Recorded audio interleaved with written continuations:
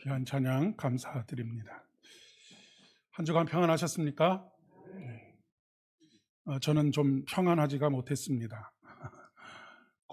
사순절을 제대로 시작하게 된 것 같아요. 목소리가 좀 많이 갈라져서 죄송합니다. 그리고 지금 입이 계속 바짝바짝 좀 말라서 목요일부터 장염 때문에 오늘까지 거의 먹은 것이 없을 정도로 그렇게 지금 조금 고생하고 있습니다. 그런데 그것이 참 큰 은혜인 것이 그동안에는 제 안에서 나오는 에너지를 가지고 또 말씀을 준비하고 전하는 부분들이 없지 않아 있었는데 제가 연약해지니까 온전히 하나님의 은혜만을 의지할 수밖에 없는 그런 또 신앙의 깊은 자리를 경험하게 되어서 하나님 앞에 또 참 감사하게 그렇게 생각이 되어집니다. 요즘은 결혼식장 잡기가 어려워서 그런지 1년 12달 결혼식의 이야기가 끊이지를 않는 것 같습니다. 주변에서 결혼을 준비하는 많은 이들이 있는데 그들에게 그렇게 물을 때가 있습니다. 결혼 준비는 잘 되느냐라고 물으면 결혼 준비가 잘 되고 있다라고 그렇게 대답을 거의 10중 8구는 대답을 하는데 실제로는 결혼식을 잘 준비하고 있는 것이지 결혼을 잘 준비하고 있는 커플들은 그렇게 많지가 않은 것 같습니다. 식장을 잡고 또 웨딩드레스를 맞추고 가구들을 장만하고 하는 이런 결혼식을 위한 준비, 또 주례자를 섭외하고 축가를 부를 사람들을 섭외하고 하는 일들은 잘 준비하는 것 같은데 궁극적으로 우리가 두 사람이 앞으로 함께 연합하여서 어떤 삶을 살아갈 것인지, 어떤 비전을 가지고 살아갈 것인지 이런 것들에 대한 이야기들은 거의 나누지 않고 그냥 결혼식을 준비하느라 거의 모든 에너지들을 다 소비하게 되는 것이죠. 그러다 보니까 결혼식이 끝난 이후에 서로 성격이 차이가 있다, 비전이 다르다, 생각이 다르다, 가치관이 다르다라고 하는 핑계를 가지고 참으로 다툼도 많아지고 그 다툼이 잦아지다 보면 서로 헤어지게 되는 그런 일들도 많이 있는 것 같습니다.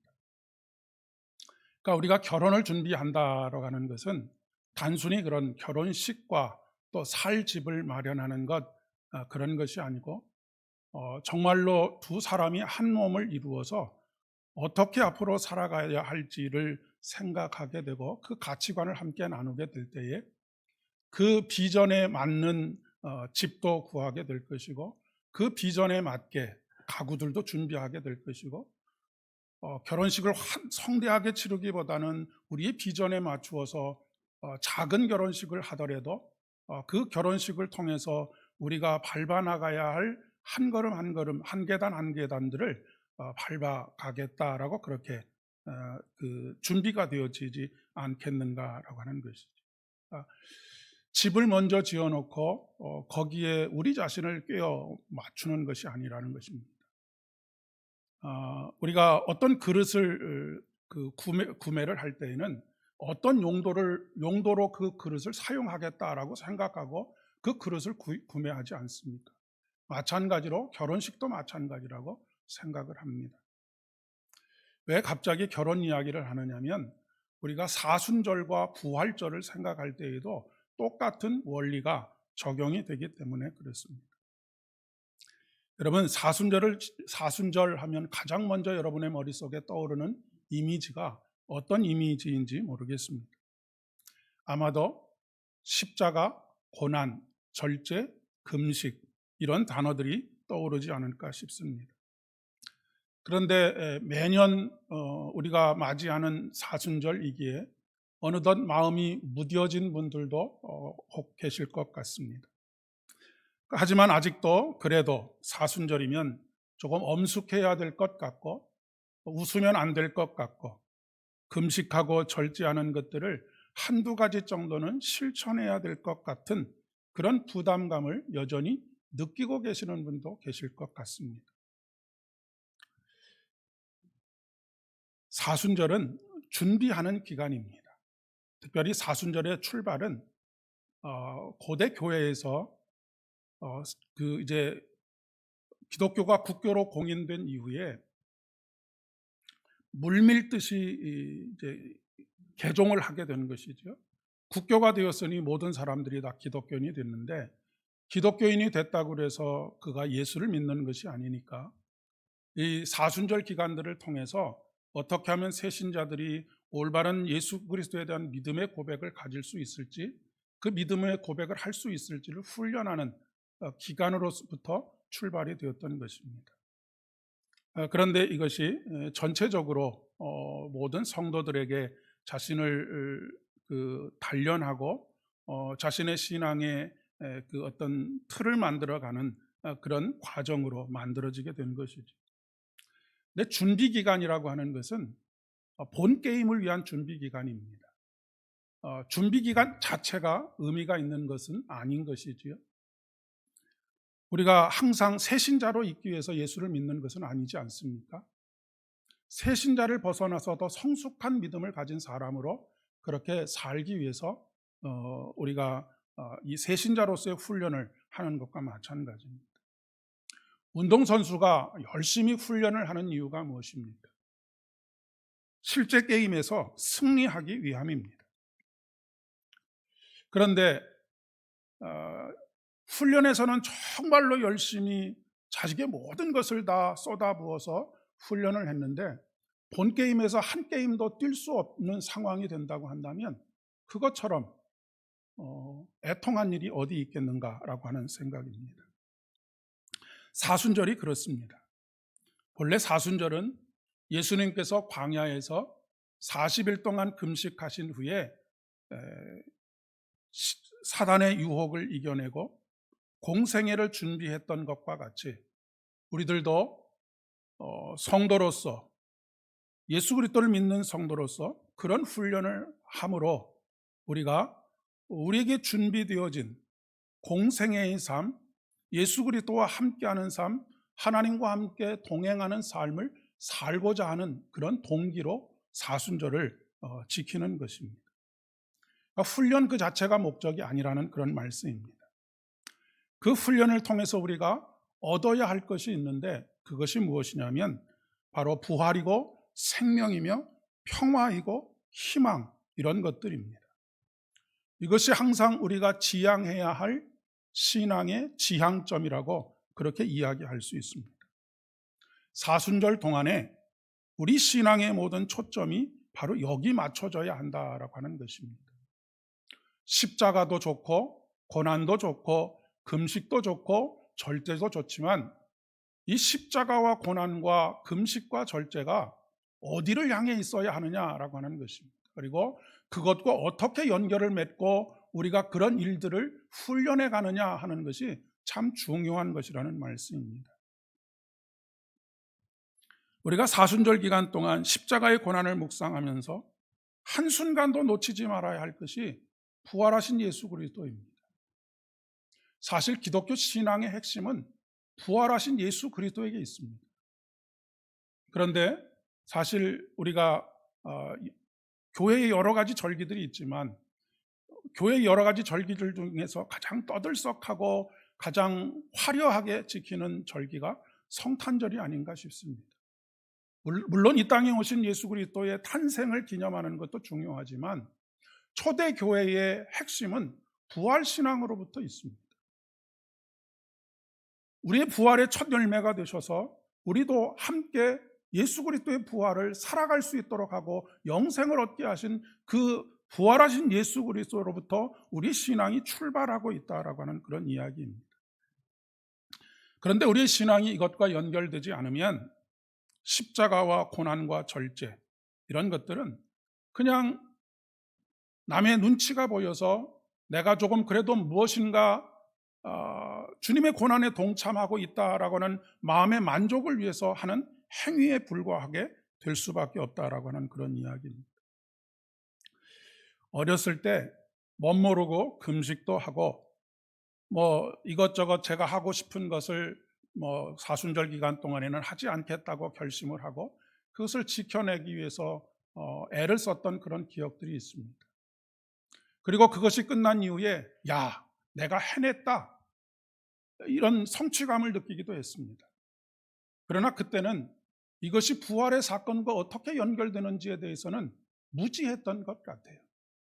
그냥 내가 이 고난의 시간들 따내는 어린 마음에 제가 할 수 있는 그 금식과 절제 이런 것들을 해냈다라고 하는 성취감에 있었지, 그것과 이 부활의 신앙이 어떻게 연결이 되어서 내가 매일매일의 삶 속에서 생명을 경험하면서 살아가야 하느냐라고 하는 것과는 무관한 그런 금식과 절제들이 시간이 있었다라고 하는 그런 이야기입니다.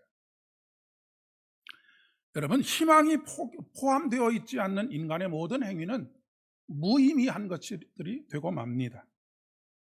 부활과 생명은 우리를 십자가의 고난의 길에서 견디게 하는 힘일 뿐만 아니라 그 모든 고난을 돌파하도록 하는 능력이 되는 것입니다. 노아 시대의 홍수로 인해서 천지의 모든 것들이 다 파괴가 되었습니다. 더 이상은 희망을 이야기할 수 없는 그런 상황입니다. 그들이 직면하고 있는 것은 참혹한 현실만이 그들을 기다리고 있습니다. 땅에는 수많은 동물의 사체들이 썩어 가고 있었고 그 냄새가 진동하는 그런 상황이었을 것입니다. 그런데 그런 상황과는 전혀 무관하게 하나님께서는 노아와 노아의 세 아들들에게 이렇게 말씀하십니다. 생육하고 번성하여 땅에 충만하라 라고 말씀하시고 그들에게 복을 주셨다라고 기록하고 있습니다. 노아나 노아의 세 아들은 그렇게 속으로 생각했을지도 모르겠습니다. 하나님, 지금 상황이 어떤 상황인데 그런 말씀을 하십니까? 하나님도 눈이 있으시면 보고 계실 것 아닙니까? 라고 반문할 수도 있었으리라 생각합니다. 한순간에 세상이 물에 잠겨 모든 것이 파괴된 처참한 광경을 목격한 그들은 항상 그들의 머릿속에 트라우마와 같이 남아있지 않았겠습니까? 설령 하나님의 이 축복의 말씀을 믿는다 하더라도 지금 그들 앞에 놓여져 있는 상황을 보면 앞으로 살아갈 일이 막막한 그런 상황이었습니다. 그런데 그런 그들에게 하나님께서 무지개를 통해서 약속을 주고 계십니다. 내가 내 무지개를 구름 속에 두었나니 이것이 나와 세상 사이의 언약의 증거니라. 내가 구름으로 땅을 덮을 때에 무지개가 구름 속에 나타나면 내가 나와 너희와 및 육체를 가진 모든 생물 사이에 내 언약을 기억하리니 다시는 물로 모든 육체를 멸하는 홍수가 되지 아니하리라 말씀하십니다. 우리가 언뜻 보면 성경은 심판으로 가득한 책이라고 오해하기가 쉽습니다. 왜냐하면 성경의 첫 번째 책인 창세기로부터 성경의 마지막 책인 요한계시록까지 끊임없이 심판에 대한 이야기를 하고 있기 때문에 그렇습니다. 그래서 우리는 하나님을 믿으면서도 기본적으로 어떤 두려움을 가지고 있습니다. 그것은 심판에 대한 두려움입니다. 그러나 성경은 심판이 아니라 심판을 뛰어넘는 구원의 이야기라고 하는 사실입니다. 하나님의 구원의 이야기로 가득 차 있는 책이 바로 성경입니다. 여러분, 끝이 중요합니다. 끝이 어떻게 끝나느냐 하는 것이 중요합니다. 끝이 심판으로 끝나는 것이 아니라 끝이 하나님의 구원으로 끝난다라고 하는 것이 중요합니다. 모든 것이 합력하여 선을 이루시는 하나님, 우리를 때때로 우리의 죄악으로 인하여서 징계하지만 하나님의 은혜로 말미암아 우리를 구원하시는 하나님의 은혜가 날마다 우리 안에 있다라고 하는 사실을 잊지 마셔야 한다라고 하는 것입니다. 그렇기 때문에 우리가 아무리 죄악 가운데 있어도 좌절하거나 낭망하거나 절망하지 말아야 할 이유가 바로 여기 있습니다. 하나님의 은혜입니다.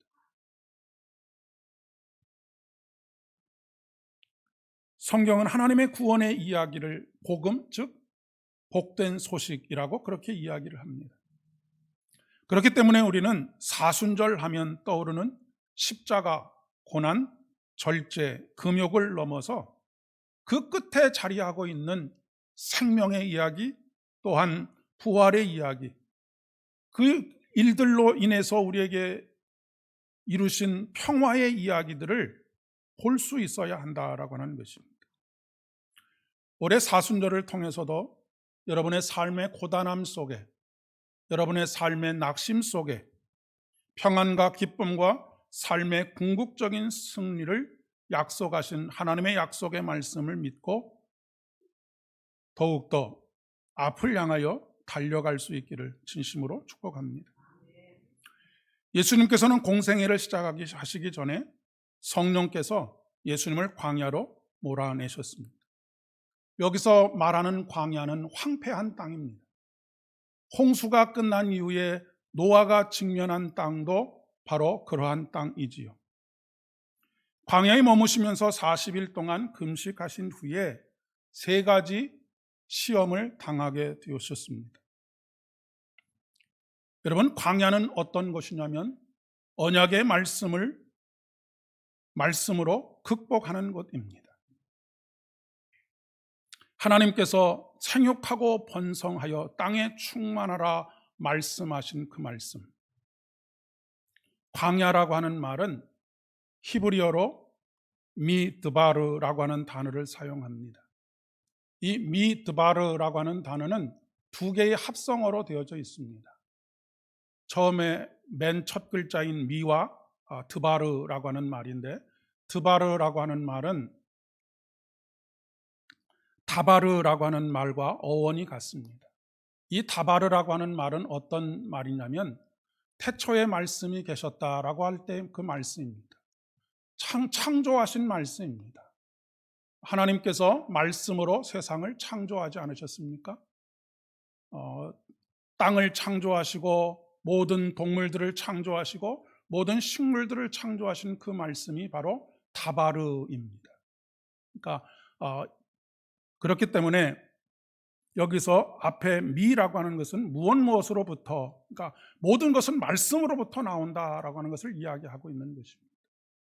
하나님께서 완전한 폐허 속에 있는 노아가 직면하고 있는 상황 속에서 그에게 다시 말씀으로 약속하신 것은 그 황폐함 속에서, 여러분은 다바르라고 하는 말의 말씀이라고 하는 것은 무에서 유를 창조하는 것입니다. 아무것도 없는 것에서 모든 것을 다 창조하시는 것이 바로 하나님의 말씀입니다. 그렇기 때문에 우리가 모든 것이 다 사라졌고 황폐해졌고 내 손에는 아무것도 없다라고 하여서 좌절하거나 절망할 일이 아니라고 하는 것입니다. 광야에서 들려오는 하나님의 말씀으로 이 모든 것들을 물리치고 능히 감당할 수 있도록 하신다라고 하는 것을 신이 보여주시는 것이 바로 예수님께서 광야에서 말씀으로 사단의 유혹과 사단의 시험을 물리치시고 승리하게 되신 이유인 것이지.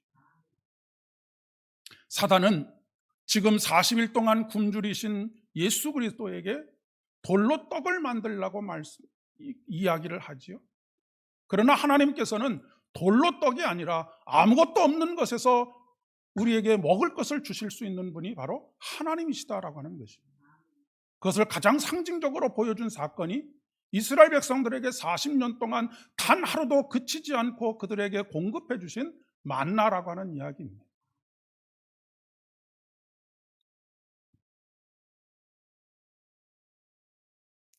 우리가 삶의 광야를 만날 때 어떻게 살아야 할지를 보여주는 것이 바로 예수 그리스도의 이 십자가의 사건을 통하여서 그분이 우리를 대신하여 짊어지신 그 사랑 속에 우리가 살고 있다라고 하는 것을 깨닫게 하는 것입니다.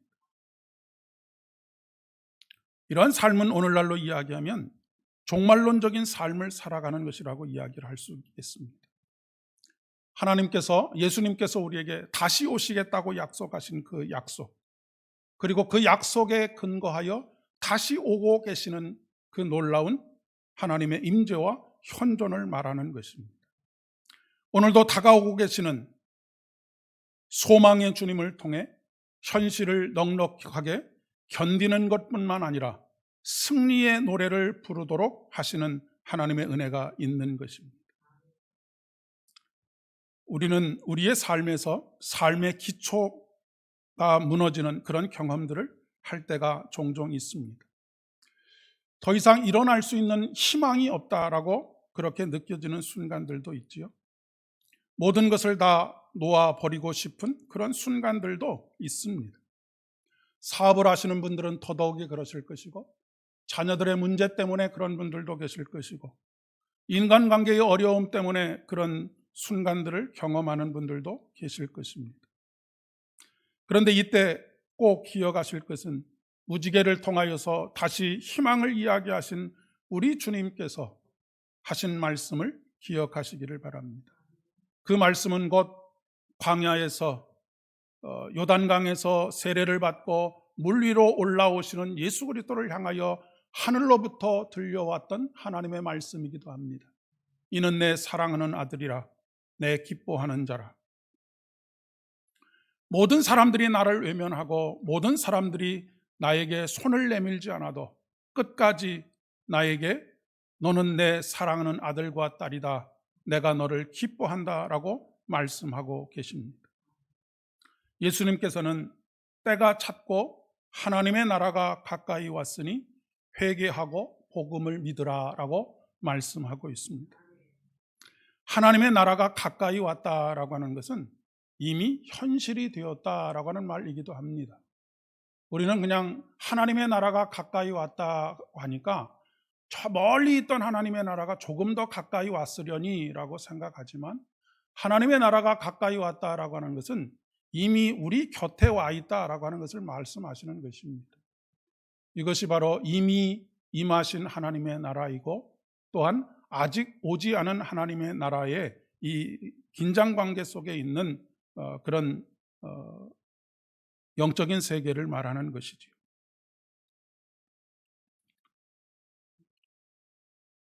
그 현실을 받아들이는 것, 그것이 바로 복음을 믿는 것입니다. 근데 여기서 핵심은 회개하고 복음을 믿으라라고 하는 것입니다. 여러분, 회개라고 하는 것이 무엇입니까? 회개는 방향을 전환하는 것입니다. 가까이 임한 하나님의 나라로 방향을 전환하는 것입니다. 그런데 우리가 우리의 삶에서 늘 한계를 경험하는 것이 방향을 전환하는 것이 그렇게 쉽지 않다라고 하는 것입니다. 지금껏 일상적으로 해오던 일들 중에 불편을 감수하고 방향을 전환하는 일은 쉽지 않다라고 하는 것을 우리가 우리의 삶의 경험을 통해서 너무나 잘 알고 있습니다. 단적인 예로 기후 문제만 해도 그렇습니다. 우리가 지금 이대로 가면 온 지구가 공멸한다라고 하는 그런 소리를 하지만 사실 돌아서지 않는 것이 우리들의 모습입니다. 돌이킬 힘도 그렇게 있는 것 같지도 않습니다. 당장에 이 지구를 파괴하는, 환경을 파괴하는 어떤 일을 내가 불편을 감수하고 그것으로 방향을 돌이켜서 해야 하겠다라고 마음에 찔림은 가질 수 있을지 몰라도 방향을 돌아서서 그것과 정반대의 삶을 살아가는 것은 우리들에게 그렇게 쉬운 일이 아니기 때문에 그렇습니다. 그런 면에서 본다면 우리 개인도 그렇고 한국 교회도 그렇고 우리 사회도 회개하지 않고 있다라고 그렇게 이야기할 수가 있겠습니다. 그렇기 때문에 우리가 더욱더 해야 할 일은 복음을 믿는 일입니다. 이해하라고 하지 않으시고 믿으라고 말씀하십니다. 복음이 무엇입니까? 구원과 평화의 소식입니다. 부활과 영생의 소식입니다. 우리가 온전하게 돌아서지 못하는 이유는 복음을 복음으로 있는 그대로 받아들이지 못하기 때문입니다. 생명의 가치를 알게 되면, 평화의 가치를 알게 되면, 그 평화의 가치를 더 깊이 깨닫게 되면 우리는 돌아설 수밖에 없습니다. 내가 내 의지로 돌아서는 것이 아니라 저절로 돌아설 수밖에 없도록 하는 것이 복음의 능력이기 때문에 그렇습니다. 복음 자체가 가지고 있는 능력이 우리를 돌아서게 하는 능력입니다. 그렇기 때문에 오늘 회개하고 복음을 믿으라라고 하는 것은 무엇이 전후냐라고 하는 것을 따지기 이전에 우리가 복음을 온전히 받아들임으로 말미암아 회개하게 되고 더욱더 깊이 회개함으로 말미암아 더욱더 복음의 능력이 깊어지는 그런 선순환의 은혜를 경험하면서 살아가야 한다라고 하는 것을 말씀하고 있는 것입니다. 특별히 이번 사순절과 고난주간을 보내시면서 단순히 고난과 십자가 거기에만 집중할 것이 아니라 우리를 구원하시는 하나님, 우리에게 구원을 베푸시고 평안을 베푸시는 하나님, 낙심과 절망으로부터 빠져나오도록 하시는 그 하나님, 죽은 자를 일으키시는 그 하나님, 특별히 세계 곳곳에서 수많은 전쟁의 소리들 또 다툼의 소리들이 들려오지 않습니까? 특별히 이 고대 사회의 거의 그 그림들을 보면 이 활을 보우라고 합니다. 모든 용사들이 다 활을 가지고 서로 나라와 나라끼리 전쟁을 하고 다툼을 하고 있는데 하늘에 띄워진 무지개가 무엇이냐면 레인보우입니다. 그러니까 이 땅에서 활을 겨누고 있던 그 활이 하늘로 올라간 것을 상징하는 것이 레인보우라고 그렇게 해석을 하기도 합니다. 이 땅에 하루속히 이 복음의 능력으로 말미암아 탐욕에 매몰되어서 전쟁을 끊이지 않도록 일으키는 모든 세력들이 하나님의 평화의 소식들로 가득 찬 세상으로 만들어져 갈 수 있기를 우리는 날마다 또한 기도해야 할 것입니다. 함께 기도하겠습니다. 은혜가 풍성하신 참 좋으신 아버지 하나님, 감사를 드립니다.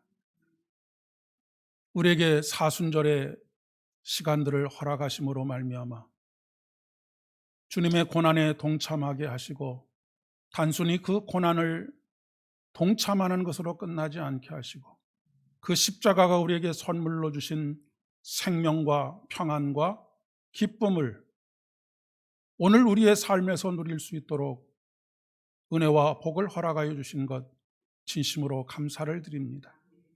하나님, 사순절을 살아가는 우리의 발걸음이 무에서 유를 창조하시는 하나님의 온전하신 능력을 따라 광야와 같은 세상 속에서 낙심하지 않게 하시고 좌절하지 않게 하시고 온전히 말씀으로 승리하는 복된 하루하루 살아갈 수 있도록 은혜를 더하여 주시옵소서.